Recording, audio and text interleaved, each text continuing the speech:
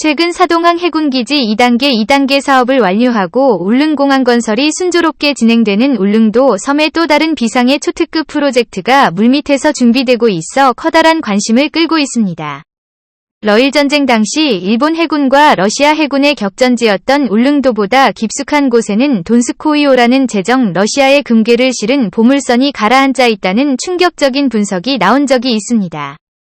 이후 많은 투자자들이 돈스코이호를 찾기 위해 대한민국이 발칵 뒤집힌 적이 있었는데요. 결국에 러시아 보물선은 발견되지 않았습니다. 그런데 또 다른 이슈로 울릉도 앞바다가 국민들을 대부를 해야 할 보물섬으로 바뀌게 될 것으로 전망됩니다. 국토전략TV 지구온난화로 인해서 북극 바다의 빙하가 녹고 있습니다. 세계적인 위기가 도래하고 있어 전 세계는 탄소 감축 등의 아젠다가 만들어지며 한국 역시 탄소 감축을 위해 노력하고 있습니다. 한국은 즉시 해부 즉 전 세계 이산화탄소 절감과 기후변화에 대응하기 위한 국제금융기구 유치함으로 인해서 한국은 앞으로 전 세계 탄소 배출권의 거래에 관한 금융을 담당하는 세계 녹색성장의 중심국가 역할을 할 것으로 관측되고 있습니다. 그런데 이 기후적인 위기를 발판으로 급속하게 성장하는 지역이 있습니다. 바로 북극해입니다. 북극해의 해빙으로 인해서 북극항로가 뚫리고 있습니다. 한국은 이것을 기회로 해서 유빙을 보시고 확인을 할 수 있는 1인치 선박인 쇠빙 LNG 선박의 명실공히 세계 최고 권위의 기술을 보유하면서 새로운 북극항로 시대에 대비하고 있습니다. 이뿐만 아니라 북극항로 덕분에 세계에서 가장 주목받는 바다가 있습니다. 바로 대한해역과 동해바다입니다. 북극항로가 뚫리게 되면 전동아시아와 오세아니아 지역의 물류들이 대한해협을 거쳐서 북극항로로 빠져나가기 때문입니다. 이 두 바다는 모두 일본과 지명의 갈등이 있어서 일본은 대한해역을 스시마의 해역으로 동해는 일본해로 주장하고 있고 심지어 최근에는 우리 포항 앞바다의 해저분지 지형을 스시마분지라고 해저 지명을 붙여 등록하는 바람에 한국 측에서는 매우 곤욕을 치르고 있습니다. 일본이 한 발 앞서서 국제적으로 동해의 지정학적 패권을 확보하려 하고 있는 상황인데요. 그런데 앞으로 일본의 동해 바다에서의 패권은 소멸될 것으로 보입니다.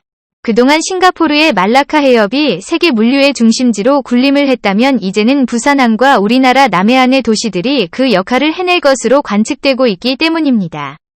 부산항은 러시아로 향하는 철도 노선과 북극항로와 직결되는 결절점에 위치하고 있어 세계 최상의 환적항만으로 발돋움을 할 것으로 관측됩니다.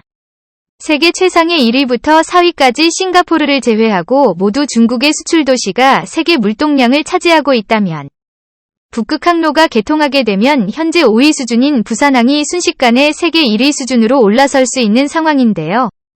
단순히 수출항이 아니라 환적하게 된다면 싱가포르와 같이 금융업이 발전하게 되고 홍콩과 싱가포르와 같이 중개무역으로 단순히 항만 물류 서비스업뿐 아니라 금융업 각종 서비스업이 발전하게 됨으로 인해서 국민소득이 크게 진작되는 효과를 불러오게 됩니다.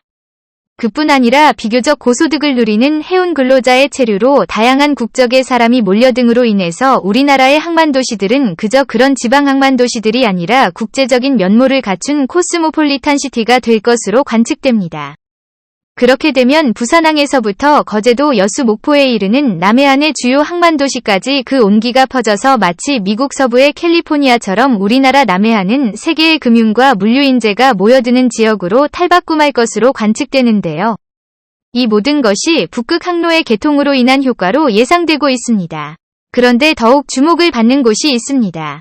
바로 울릉도입니다. 울릉도는 북극항로의 핵심 거점에 위치하고 있어 마치 반지 위의 다이아몬드와 같은 입지 조건을 갖추고 있습니다. 부산항에서 블라디보스토크항 중간에 위치하고 있어서 선박들이 쉬어갈 수 있는 중간 거점으로 만들어지게 될 수 있습니다.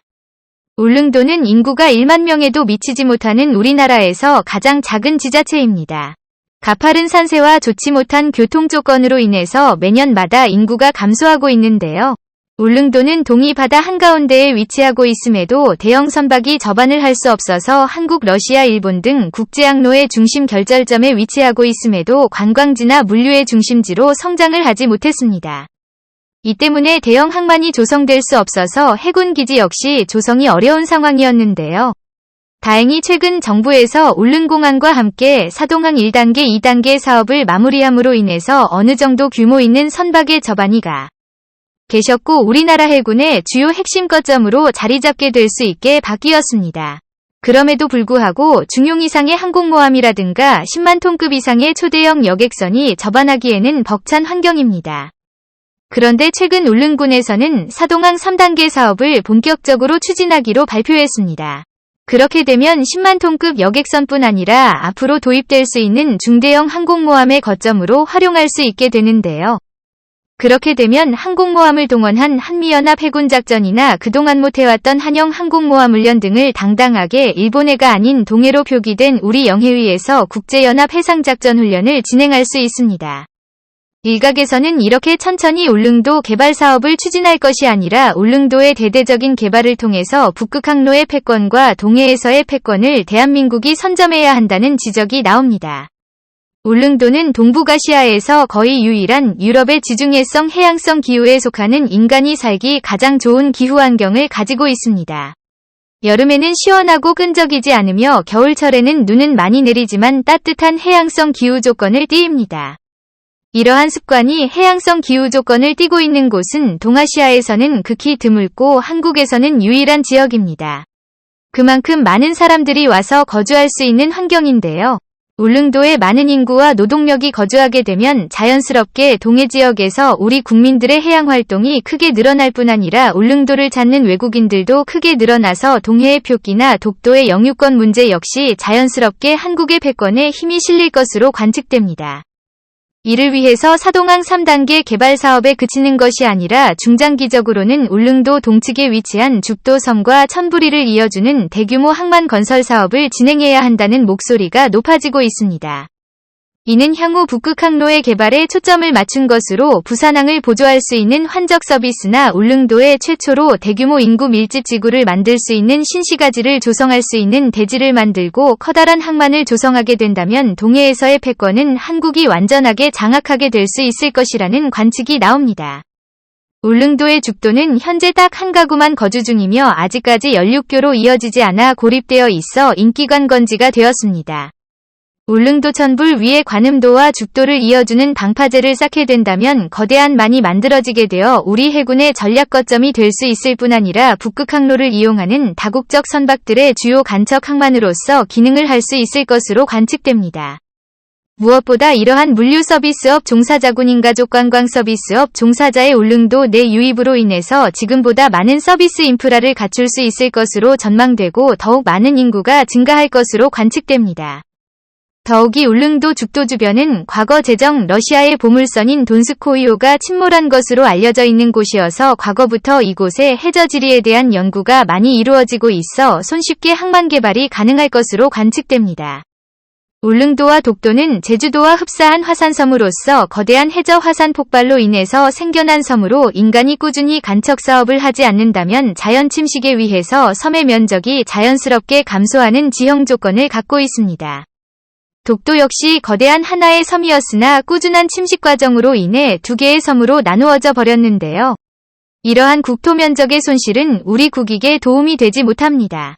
그러므로 울릉도의 대규모 간척 사업을 진행을 통해서 동해에서의 우리나라의 패권을 확대하고 국제적인 물류항만과 관광지로서 발돋움하게 된다면 동해바다는 대한민국에게 또 다른 기회를 선사할 것으로 전망됩니다. 무엇보다 울릉도에 이러한 대규모 항만시설이 투자됨으로 인해서 얻는 이득은 바로 안보상의 이득입니다. 최근 대한민국이 개발한 SBM과 더불어서 핵잠수함 개발까지 건조를 앞두고 있는 상황입니다. 잠수함은 깊은 바다에서만 활동을 해야만 해서 깊은 동해바다는 우리 잠수함이 활동하기에 최적의 장소입니다. 동해바다는 우리나라의 최대 위협국가인 중국과 접하고 있지 않지만 동해바다에 잠수하고 있는 엑셀비행을 탑재한 우리 잠수함은 미사일 사거리가 중국 전 국토에 달하기 때문에 동해의 전략적 가치는 일본을 견제하는 역할을 할 뿐 아니라 중국을 견제할 수 있는 최적의 위치인 것인데요. 앞으로 북극항로가 개발되면 일본 극동 러시아의 패권뿐 아니라 동해로 진출하려는 중국의 영향력이 더욱 커질 것으로 관측되는 가운데 울릉도에 제시되는 새로운 청사진들은 우리 미래를 더욱 밝게 하고 있습니다. 하지만 울릉도가 이렇게 대대적인 변신을 해내지 못한다면 일본 시마네현의 오키섬이 그 역할 대신할 수 있을 것으로 관측됩니다.